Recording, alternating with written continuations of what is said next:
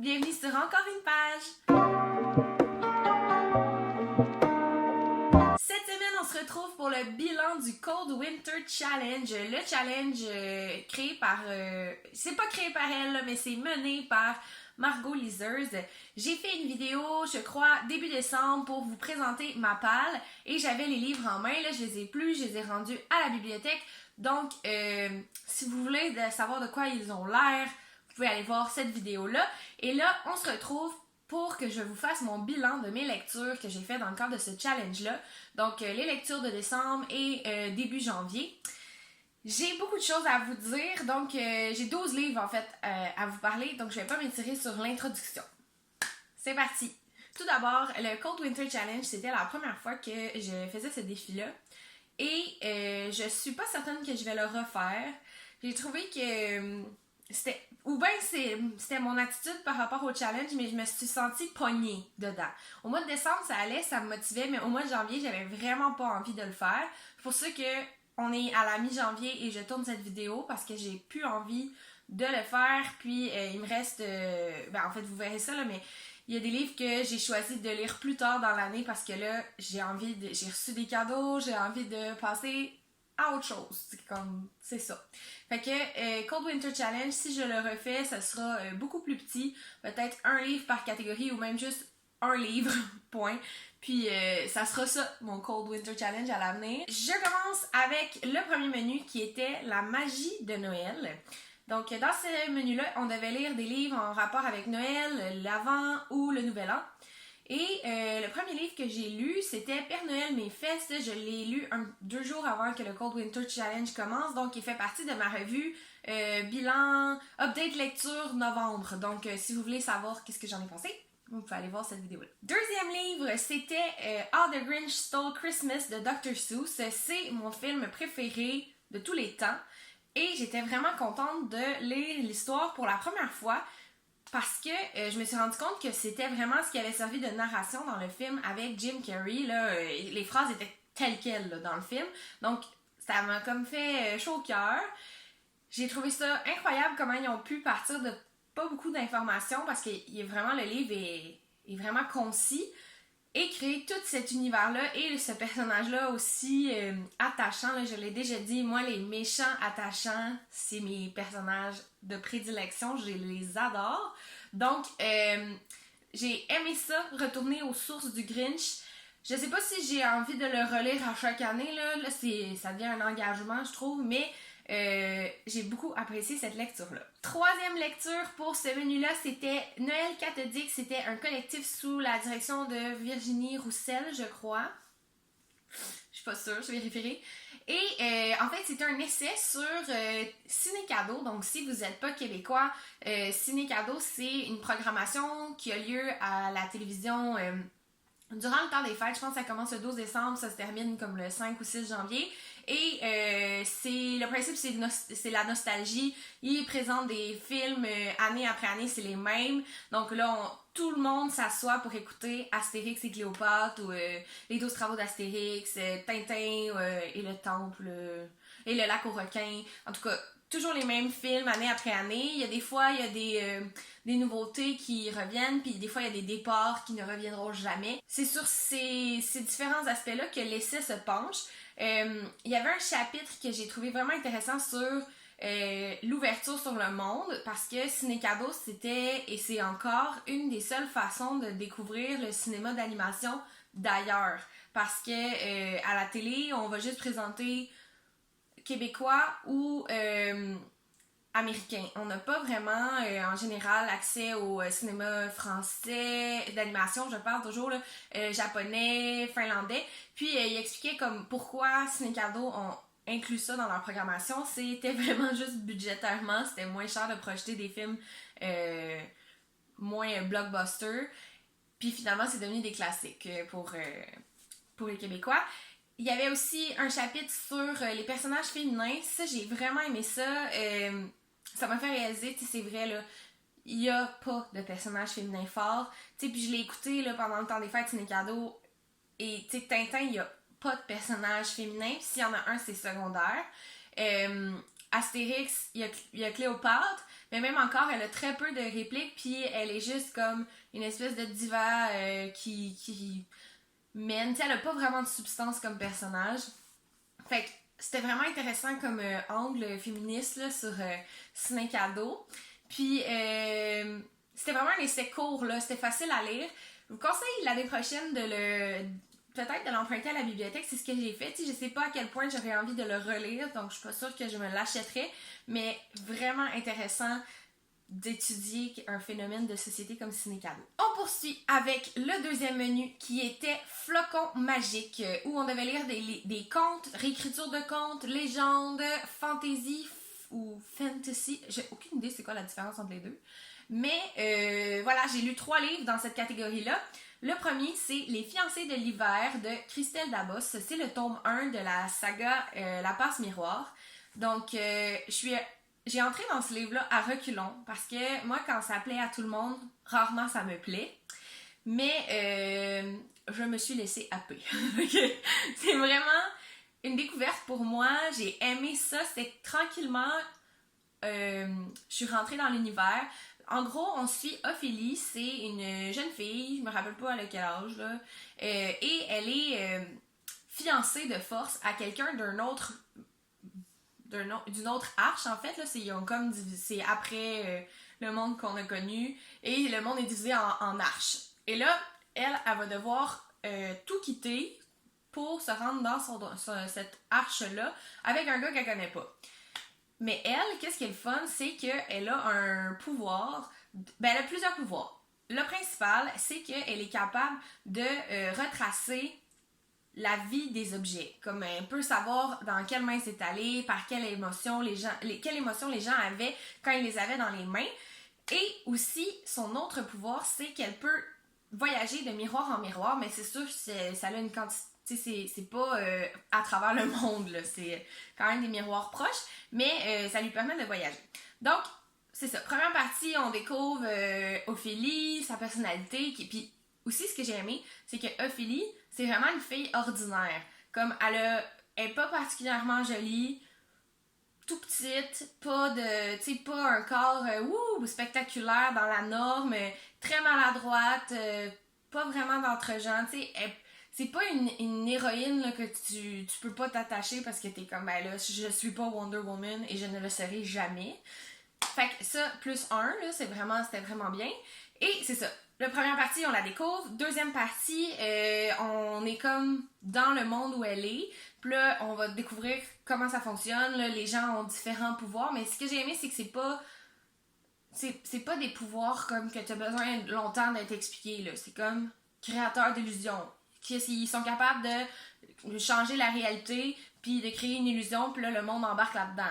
Ok, je comprends, j'ai pas besoin d'avoir tout le blabla alentour sur le monde, que c'est spécial, puis non, c'est simple à comprendre.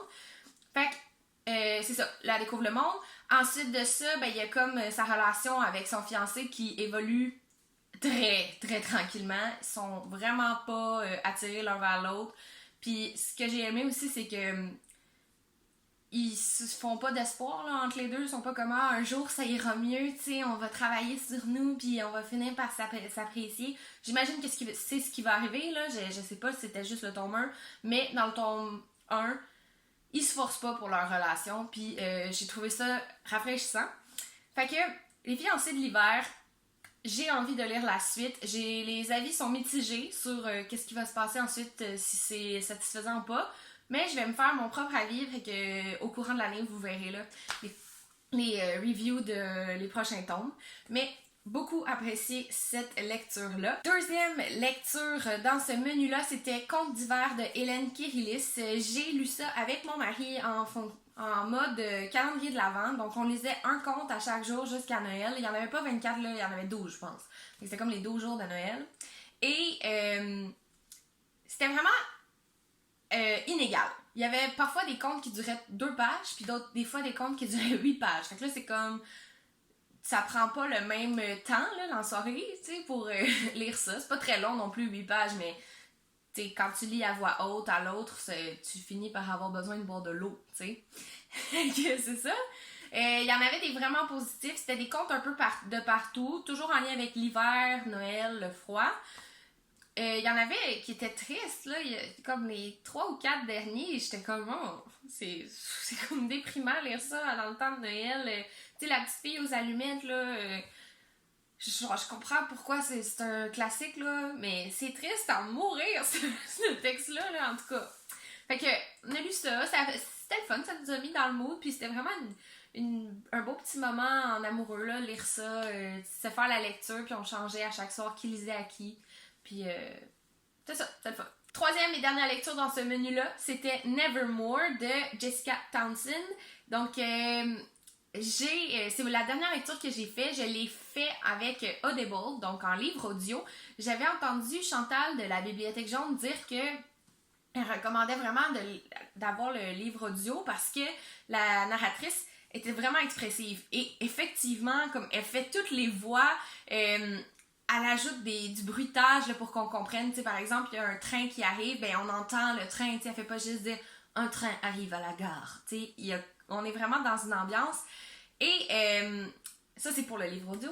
Nevermore, c'est l'histoire de Morrigan Crow, qui est une fille qui est née le jour du Merveillon et elle a comme une malédiction. Tout ce qui arrive de mauvais, c'est sa faute. Okay? Dans sa vie, c'est ça qui se passe. Puis elle est dédiée à mourir le jour de ses 11 ans. Et c'est ça. Quelques jours avant ses 11 ans, il y a comme une cérémonie où ils vont recevoir des offres. Comme un peu dans Hunger Games, mais c'est pas genre allez vous battre, mais c'est on vous offre des. Tu sais, vous allez déménager et devenir quelqu'un de mieux si vous acceptez notre offre. Fait que elle est genre bon, je meurs dans quelques jours, là, c'est sûr, j'aurai rien. Et finalement, on en reçoit 4. Et là, elle prend ça un petit peu. Pas au sérieux, puisque justement, elle va mourir, puis comme bon, on a décidé de me niaiser jusqu'à la fin. Et elle va en signer un, mais c'est un contrat magique, donc ça va se concrétiser. Et le Jupiter, qui a offert l'offre, vient la chercher chez elle et l'amène dans Nevermore, qui est c'est dans l'état libre, là, c'est comme encore comme dans Les Fiancés de l'hiver, là, c'est un autre monde là, dont elle ignorait tout. Là, fait que voilà. Elle s'en va à Nevermore et là elle apprend comment un peu c'est fait. Et elle veut rentrer dans la société Wanderers. Et pour ça, il faut qu'elle passe différents défis. Et il y a beaucoup de compétitions pour ces défis-là. Fait que le premier roman, c'est vraiment ces défis. Morrigan est vraiment attachante aussi comme personnage. Elle est un peu comme Ophélie, honnêtement. Très ordinaire, maladroite, pas trop d'entre-gens. Mais elle a un petit peu plus de... Elle est un petit peu plus... caractérielle, je dirais. Et c'est ça, Nevermore, ça va être adapté en film. C'est vraiment populaire en ce moment. Fait que ça me donne envie de lire le prochain tome parce que c'est rare que j'ai lu le livre avant le film. Souvent, je vois le film, puis là, je lis le livre, mais j'ai hâte de vivre l'inverse. Puis, c'était vraiment beau, Nevermore. Genre, j'avais vraiment envie de le relire à chaque fois. Tu sais, c'est pas parce que c'est pour enfants que c'est vide, tu sais, que c'est niaiseux. Puis ça, c'est comme un point que j'ai dans la vie sur beaucoup de sujets. Pas parce que c'est pour enfants que ça vaut rien. Puis ce livre-là, c'est vraiment la preuve que il y a du contenu, il y a quelque chose d'intéressant. Puis son regard sur le monde est intéressant. On passe au troisième menu qui est Marcher dans la neige, où on devait lire des livres de nature writing. Des livres de nature writing, des livres de récits de voyage, nature. Je pense que c'était ça, là, marcher dans la neige, là, j'en oublie, mais c'est ça. Le premier livre que j'ai lu dans cette catégorie-là, c'était Mon voyage en Amérique de Kim Yaroshevskaya. C'est Fanfreluche, comme je l'avais présenté dans ma pile à lire là, du Cold Winter Challenge. Ça m'a pris une soirée, même pas. C'est comme un récit biographique, mais en même temps, on n'est pas comme à chaque année de sa vie, on la suit pas à pas. Elle a juste pris ce qui l'intéressait, puis on la ça commence quand elle était en Russie, et là il y a comme le récit de son immigration en Amérique et comment les contes l'ont toujours habité, elle a toujours eu une habileté à raconter.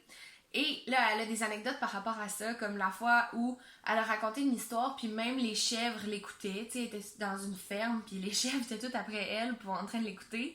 Puis comment elle est arrivée à Fanfreluche, puis son parcours aussi avec le théâtre, puis sa place en tant que russe canadienne. C'est quand même fou là, tout ce que j'ai appris sur cette personne-là, puis j'ai eu envie de lire plus d'elle. Je sais qu'elle a écrit d'autres livres, je ne connais pas les noms, mais définitivement ça va s'ajouter à ma liste Want to Read là, sur Goodreads. Je veux vraiment découvrir plus son œuvre parce que déjà je l'appréciais comme actrice, fait que comme autrice, ça le fait aussi. Deuxième livre, c'était Marcher dans la neige de Gilles Pellerin, si je me trompe pas. En tout cas, je me mélange avec l'auteur et l'artiste parce que en gros, c'est ils prennent les œuvres d'un artiste et ils racontent un peu une histoire à partir des œuvres qu'il a fait, des œuvres peintes, là, ok, de peinture. Je connaissais pas cet artiste-là, puis là, j'espère que c'est Gilles Pellerin, l'artiste, puis l'auteur, je l'ai oublié, là. Mais c'était des... J'ai arrêté, là. Je regardais le livre, puis j'étais fascinée par la peinture. Il y avait tellement de... Je sais pas, j'avais tellement d'émotions en voyant ça, puis de vraiment, surtout de la nostalgie, là, c'était ça qui se relevait beaucoup, mais je trouvais ça beau, puis l'histoire était touchante, puis les personnages étaient vraiment proches de la réalité. J'ai adoré. Je pense que dans ma pile à lire, j'avais dit que c'était comme autochtone, mais pas vraiment, du tout en fait. Ça a zéro rapport, fait que ça m'apprendra à lire un petit peu plus les résumés avant de vous en parler. Mais je recommande, c'est un livre pour enfants, mais encore là, c'est assez long à lire, fait que vous pouvez vous y intéresser. Troisième lecture de Marcher dans la neige, c'était Dans les bois de Emily Carroll, qui était un roman graphique d'horreur qui se passait en nature. Et ça, je dois dire que ça m'a vraiment déçue. J'avais quand même des attentes parce que, comme quand je le feuilletais, je trouvais que ça avait l'air magnifique. Genre, j'avais vraiment hâte de lire ça. Puis là, la première histoire, c'est ça qui, en fait, première histoire, c'est là que ça cloche. Moi, je croyais que c'était une histoire du début à la fin. Mais non, c'était plusieurs histoires qui se passent dans le bois. Fait que ça m'a vraiment déçue. J'aurais aimé ça que, tu sais, la première, j'ai tellement embarqué, puis là, je voulais donc savoir qu'est-ce qui se passait, parce que c'était vraiment intriguant. Puis là, c'est resté un peu... Ça se termine, puis là, il y a comme pas de réponse vraiment. C'est une fin ouverte. Parce que j'ai pas de problème avec ça, mais là, je voulais savoir, moi. Puis là, il restait beaucoup de pages à lire. Fait que là, je continue, mais c'est comme... Il y a rien... tu sais, il y a pas de... C'est des histoires qui n'ont pas de lien entre eux. Fait que ça m'a vraiment déçue. Comme, les images étaient vraiment belles. Le côté horreur, je l'ai ressenti. Tu sais, il y en a que j'ai fait comme... Quand j'ai vu ça, ça m'a dégoûté. Mais... C'est ça. J'aurais aimé ça que ça soit une histoire, pas plusieurs. C'est ça. Je trouvais qu'on n'allait pas assez loin dans chaque histoire. Puis quant à ça, tu sais, c'est mieux d'en faire une vraiment bonne que plusieurs moyennes, tu sais. Le dernier menu, c'était Stalactite ensanglantée et c'est là que ça crash. J'ai lu, premièrement, Ceux de là-bas de Patrick Sénécal. Ça faisait énormément de romans d'affilée de Patrick Sénécal que je lisais et que je n'aimais pas vraiment. Et celui-là m'a plu, vraiment. C'est le concept, c'est que... Oh, j'ai encore oublié son nom. Là. Moi, là, en tout cas, si vous me suivez souvent, vous devez savoir que j'oublie tout le temps le nom des personnages principaux. Là. Mais en tout cas, lui, le gars, il s'en va à un spectacle d'hypnose. Puis il croit pas trop ça. Puis il trouve ça un peu bizarre, genre, le concept de faire de l'hypnose en spectacle. Ce qui est quand même vrai quand tu y penses, parce que c'est une technique... de manipulation et aussi un peu de thérapie, là, ça peut être utilisé en psychologie. Et le personnage est psychologue, fait qu'il y a quand même un avis un petit peu plus poussé que juste ah, je trouve ça bizarre, tu sais, c'est ça. Fait qu'il s'en va à un spectacle et quand il se réveille, tout le monde est mort alentour de lui parce qu'il a été hypnotisé, puis là, quand il se réveille, tout le monde est mort. Fait que là, il est comme what the fuck, tu sais, pourquoi tout le monde est mort? Fait que là, il capote, là, tu sais, il s'enfuit. Puis là, moi, tout le long de sa fête, je suis comme, il va se réveiller, là, genre, c'est pas ça, ça peut pas commencer rapidement de même, l'histoire, tu sais. Mais non, ça commence! Fait que là, je vous en dis pas plus parce que je veux pas trop vous spoiler, là. Mais c'était vraiment bon. Puis le personnage principal, en même temps de vivre ça, il amène son père est mourant. Puis il y a vraiment des questionnements par rapport à la vie après la mort. Tu sais, c'est assez philosophique, là. Il est comme, est-ce que le paradis existe? Est-ce que l'enfer existe? Est-ce que on le sait qu'on est mort quand on est mort? Est-ce qu'il y a rien qui se passe? Est-ce que c'est souffrant être comme mort? Est-ce que... qu'est-ce qui se passe, tu sais? Lui, ça l'obsède un peu. Puis là, c'est ça. Fait que ben, c'est pas vraiment une histoire, là, l'affaire de la réflexion, mais la réflexion accompagne l'intrigue. Puis j'avoue que, tu sais, ça m'a fait réfléchir par la suite. Puis je sais pas, là, tout est dans tout, là, mais pendant que je lisais ce livre-là, j'ai eu tellement de conversations avec les gens que c'est pas moi qui a abordé sur la vie après la mort, pis j'étais comme my god! Après ça, j'ai commencé Sous la glace de Louise Penny. Et ma mère, elle avait raison, là, j'aurais dû commencer par le premier. Je l'ai abandonné en fait. Je me suis rendue à 50 pages. J'aimais pas la façon qu'elle décrivait un personnage parce que elle insistait vraiment sur le fait que le personnage était gros, puis laide, puis c'était vraiment pas, était pas attirant. Puis là, moi là, tu sais, c'est des messages que je me passe en tête depuis toujours, tu sais. Puis j'essaie de justement combattre ça parce que c'est grossophobe, puis ça me nuit, puis ça nuit à tout le monde. Genre que de se penser que gros égale laid. Et là, je lisais ça, puis ça m'a vraiment agressée. Et là, en plus, il me manquait plein d'informations des autres romans. Fait que là, je me suis dit, ok, je vais suivre le conseil de ma mère. Je vais commencer par le tome 1 en temps et lieu parce que là, finalement, je me suis rendu compte que le tome 1, ça a lieu pendant la fête de l'Action de grâce, donc en octobre.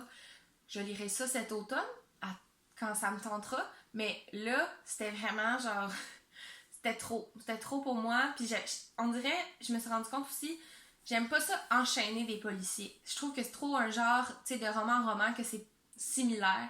Fait que j'aime mieux, tu sais, même si je change d'auteur, là, ça reste que ça se ressemble. Fait que j'aime mieux prendre une pause, puis, tu sais, lire autre chose, puis à un moment donné, en reprendre un. Fait que bref, je lirai ça à un autre moment. Et troisième et dernier livre de cette catégorie, et de tout ce retour de lecture, c'est Jessie de Stephen King, que j'ai même pas ouvert. J'ai pas envie de le lire en ce moment.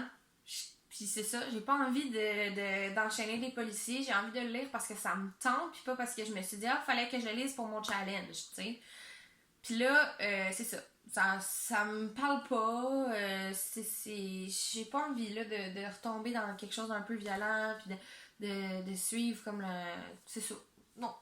Non, ça me tente pas. Fait que je le lirai une autre fois. C'est déjà tout pour cette semaine. J'espère que vous avez apprécié cette vidéo un petit peu décousue où je vous donne mon avis, toujours pas préparé et toujours improvisé. J'ai essayé de changer mon décor parce que mes bibliothèques sont croches. Fait que mon cadre, tu sais, j'ai toujours la croche dans mes vidéos. Fait que là, je me suis dit, s'il y a rien derrière, ça devrait être moins pire. Mais en tout cas, c'est un peu laid, fait que je sais pas, là, je sais pas quoi faire. Mais en tout cas, vous me direz si ça vous dérange que ce soit juste vide. Voilà, j'espère que vous avez apprécié. N'hésitez pas à la commenter, la partager, à vous abonner et activer la petite cloche si vous voulez recevoir des notifications. Et sur ce, je vous souhaite du succès dans vos projets et dans votre vie et on se revoit très bientôt.